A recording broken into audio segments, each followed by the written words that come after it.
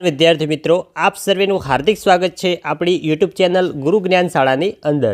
તો વિદ્યાર્થી મિત્રો, આજના આ વિડીયોની અંદર આજે આપણે ગુજરાત માધ્યમિક અને ઉચ્ચતર માધ્યમિક શિક્ષણ બોર્ડ ગાંધીનગર દ્વારા શૈક્ષણિક વર્ષ 2024-25 દ્વારા જે ધોરણ 9 અને 11માં જે સુધારા કરવામાં આવ્યા છે પ્રશ્નપત્રના માળખાની અંદર, તો મિત્રો આજે આપણે ધોરણ 9 ગુજરાતી વિષય પ્રથમ ભાષામાં વાર્ષિક પરીક્ષાનું પ્રશ્નપત્રનું માળખું આજે સમજવાના છીએ.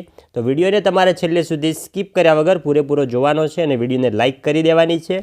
અને મિત્રો, જો તમે ચેનલ ઉપર નવા હોય તો ચેનલને અચૂકથી સબસ્ક્રાઈબ કરી દેવાની છે, કારણ કે અમે અમારી ચેનલ પર ધોરણ 9ની આવનારી વાર્ષિક પરીક્ષાના તમામ વિષયના ખૂબ જ મોસ્ટ આઈએમપી મોડેલ પેપરો અને વિભાગ વાઇઝ આઈએમપી પણ આપીશું, જે તમને પરીક્ષાની અંદર 100% ફાયદાકારક નીવડશે. માટે ચેનલને સબસ્ક્રાઈબ કરી તમારા બીજા મિત્રો સુધી પણ વિડીયોને પહોંચાડજો, જેથી કરીને તે મિત્રો પણ લાભ લયા વગર ના ચૂકી જાય. તો ચલો વિદ્યાર્થી મિત્રો, હવે આપણે જોઈએ પ્રશ્નપત્રનું માળખું. સૌપ્રથમ જોઈએ વિભાગ એ, જે આપણો ગદ્ય આધારિત વિભાગ છે, અને વિભાગ એ આપણો રહેવાનો છે 20 માર્ક્સનો. તો જોઈએ અહીંયા પ્રશ્નક્રમ 1 થી 4માં. તો પહેલો છે અ, કે નીચેના જોડકા યોગ્ય રીતે જોડીને ફરીથી લખવાના છે. તો મિત્રો, એમાં જોડકામાં શું શું પૂછાઈ શકે? તો જોડકામાં કર્તા કૃતિ પૂછાઈ શકે, કૃતિ અથવા સાહિત્ય પ્રકાર, કૃતિ અથવા પાત્ર, અને પાત્ર અથવા ઉક્તિ એવું પૂછાઈ શકે છે. જોઈ શકો છો. તો વિદ્યાર્થી મિત્રો, આપણે જે ટેક્સ્ટ બુકની આગળ જે અનુક્રમણિકા આપેલી હોય છે એ સંપૂર્ણ તૈયાર કરી લેવાની હોય છે, જેથી કરીને આપણે કૃતિ કરતા, કૃતિ સાહિત્ય પ્રકાર એમાં માર્ક્સ ના કપાય. અને જે આ બીજો છે કૃતિ પાત્ર અને પાત્ર ઉક્તિ, એ માટે આપણે સંપૂર્ણ ચેપ્ટર એકવાર નજર ફેરવવી પડશે, તો એમાં પણ આપણા માર્ક્સ નહીં કપાય. એ છે 4 માર્ક્સનું. હવે જે 5 થી 8 બ, કે આપેલા વિકલ્પમાંથી યોગ્ય વિકલ્પ પસંદ કરી ખાલી જગ્યા પૂરવાની છે. તમને 4 વિકલ્પવાળી ખાલી જગ્યા પૂછાશે, એના પણ 4 માર્ક્સ છે, પ્રત્યેકનો 1 ગુણ.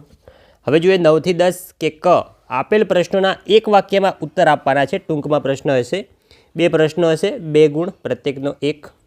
હવે જોઈએ 11 થી 13માં, કે આપેલા પ્રશ્નોના 3-4 વાક્યમાં ઉત્તર લખો. તમને મિત્રો અહીંયા 3 પ્રશ્નો આપેલા હશે, એમાંથી તમને આવડતા 2 પ્રશ્નોના જવાબ તમારે આપવાના છે, એટલે આપણો ડમાં થઈ ગયા 4 માર્ક્સ. હવે જોઈએ લાસ્ટમાં 14 થી 16 ઈ, તો આપેલા પ્રશ્નોના 8-10 વાક્યમાં મુદ્દાસર ઉત્તર લખો. તો અહીંયા પણ મિત્રો તમને 3 પ્રશ્નો પૂછવામાં આવેલા હશે, એમાંથી કોઈ પણ તમને આવડતા 2 પ્રશ્નોના જવાબ તમારે આપવાના છે. આ પણ થઈ ગયું 6 માર્ક્સ. મિત્રો, આપણે નેક્સ્ટ વિડીયો મૂકીશું, એમાં પણ આપણે કહીશું કે તમારે ગુજરાતીનું પ્રશ્નપત્ર કેવી રીતે લખવાનું છે, જેથી કરીને તમે વધુમાં વધુ માર્ક્સ લાવી શકો. હવે જો આપણે વિભાગ બી, જે આપણો પદ આધારિત વિભાગ છે, પદ આધારિત વિભાગ પણ 20 માર્ક્સનો છે. એની અંદર પણ તમે જોઈ શકો છો 17 થી 20 સૌપ્રથમ જોડકા છે. એની અંદર તમને કર્તા કૃતિ, કૃતિ સાહિત્ય પ્રકાર, કર્તા અથવા ઉપનામ પૂછાઈ શકે છે, એ 4 માર્ક્સનું છે.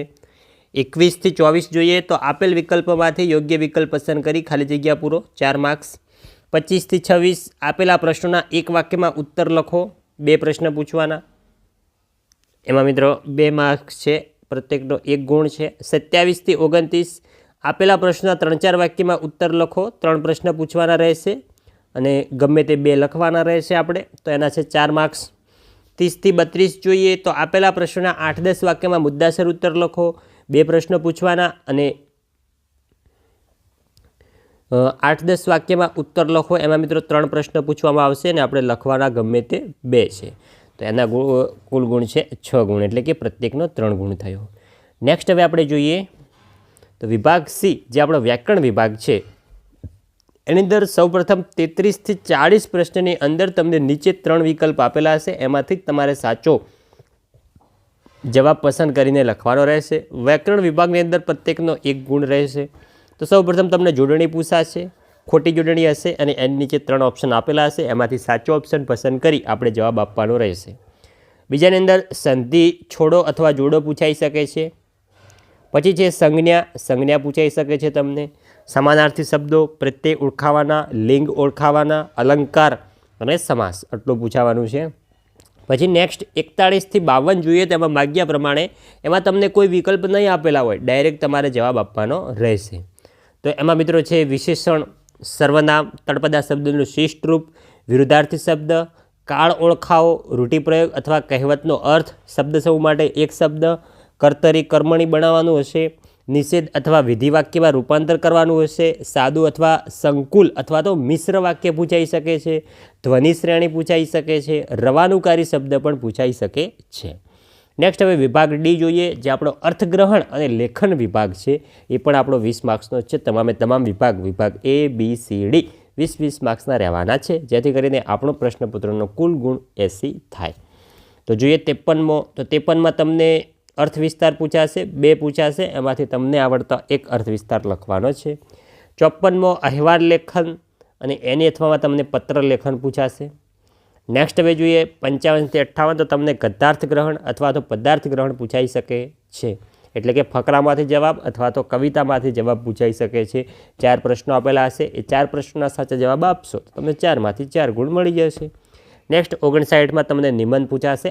8 માર્ક્સની અંદર 3 નિબંધ આપેલા હશે, એમાંથી તમને આવડતો એક નિબંધ લખવાનો છે. આ મિત્રો તમામના આપણે IMP આપીશું.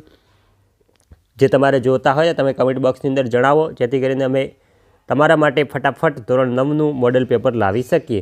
અને મિત્રો બોર્ડ દ્વારા પણ ધોરણ 9 ગુજરાતીનું એક પ્રશ્નપત્ર આપેલું છે. આ પ્રશ્નપત્રનું પણ સોલ્યુશન અમે અમારી ચેનલ ઉપર કરાવીશું. તો ચેનલ સાથે જોડાયેલા રહેજો. અને આ વિડીયોના ડિસ્ક્રિપ્શન બોક્સમાં તમને અમારા વોટ્સઅપ ગ્રુપની લિંક આપેલી હશે, એ ગ્રુપની અંદર પણ જોડાઈ જજો, જેથી કરીને આવનાર દરેક વિડીયો તમને સૌપ્રથમ મળ્યા રહે. તો મળીશું આવનાર ધોરણ 9ના ઉપયોગી વિડીયો સાથે. ત્યાં સુધી આવજો. જય હિન્દ, જય ભારત.